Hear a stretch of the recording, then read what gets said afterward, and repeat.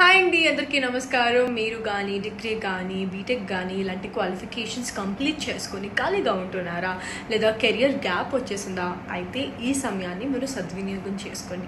మరియు software development ప్రపంచంలో అద్భుతమైన కెరియర్ని మీకు అందిస్తున్నారు మన వి సాఫ్ట్ సొల్యూషన్స్ వారండి.